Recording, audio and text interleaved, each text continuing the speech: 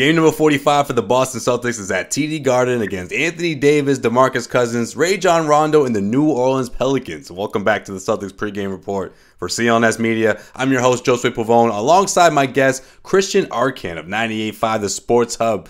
What's going on, Christian? The last time we spoke, we were so impressed with the quick start by the Celtics, but now, oh man, Celtics haven't disappointed the Celtics fans at all. Heading into tonight's game with a 34-10 record. It's been some impressive stuff. What's up, Christian? Joe, how you doing, man? Great to be back on with you. Yeah, man, it's been a while. How's everything? How's the new year been treating you so far? So far, so good. I started recently over at Sports Hub doing weekends over there, and just talking with you, man. I thought you forgot about me. I thought you forgot about your old pal, Christian. No, I was letting you get, situated with the Sports Hub, and I figured I'd get you on at some point in the new year. But here we are, man, 2 weeks in. You know what? It's been somewhat of an up and down season for the Pelicans, right? Their 22-20 record is the sixth best record in the Western Conference. Anthony Davis, DeMarcus Cousins, incredible offensive production. It hasn't always translated into wins, but with Rajon Rondo 100%, we're seeing somewhat of a better team, a team that's kind of found their stride. They're 6-4 of their last 10. This could be a turning point halfway through the season.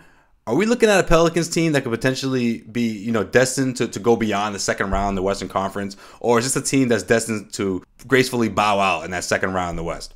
Depends who the matchup is, really, but I think that more, assuming that they'll be on the bottom end of it, 6th, 7th, or 8th, if that's the seed that they end up with, probably another first-round bow out. And it's not because they don't have talent. They get two of the best big men in the entire NBA on their same team in their prime at the same time, which is so rare. There's no question the talent exists. It's just, can they figure out a way to turn that into winning basketball on a nightly basis? And so far, it's not quite been that. But the talent's absolutely there, 100%. They have all the tools and really an unstoppable duo.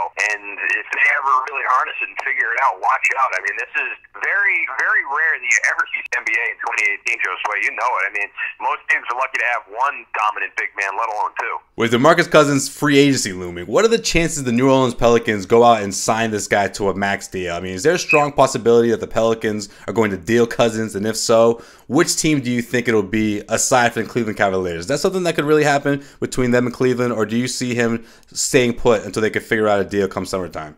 Well, that's the million-dollar question, I guess. I think that it's probably unlikely that everyone stays there. And since Cousins is sort of the first guy to come up, and since he's also kind of a pain in the ass, he's probably going to be the one who ends up going. I think in terms of places he could end up, I heard a rumor over the weekend that LaMarcus Aldridge demanded a trade from San Antonio, so they could be in the market for a big man at some point here after the deadline or, before the deadline. Other than that, I don't know. Yeah, Cleveland seems like an obvious spot. There's always LA and the Lakers. That's a spot people always love to throw out there. Miami, there's the usual suspects. But it's an interesting question, and I think one that could change the tide in certain divisions in the Eastern and Western Conference, depending on where he ends up. He's that good and that much of a factor.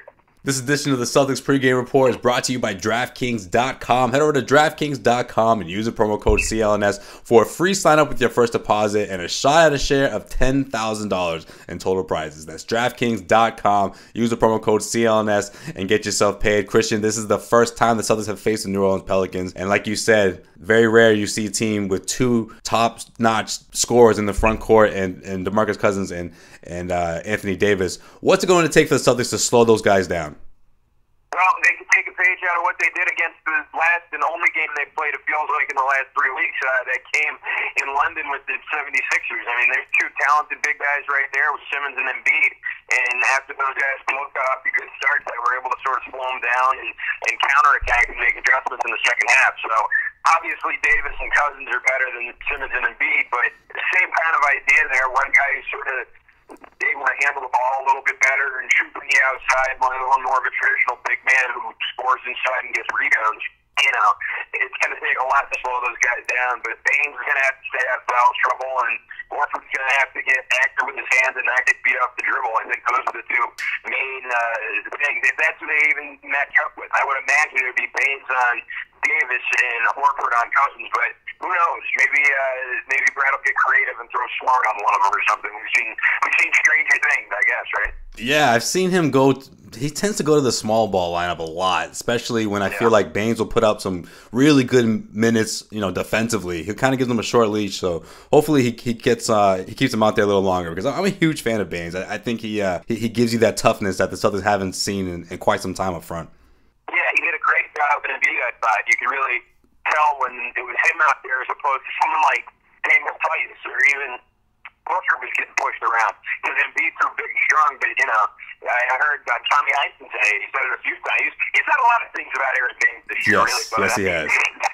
During that game, he said, Baines out there, he's a brick wall. He reminded me, he reminded me of Kendrick Perkins when they used to play Dwight Howard's Orlando Magic. Yeah, I can see that. Matchup, he does a job underneath. He's not fancy or anything, but he'll take your big man and make him a non-factor. That's what Baines has so far been the best at, I'd say, on this roster. All right, prediction time, Christian. Who wins tonight? The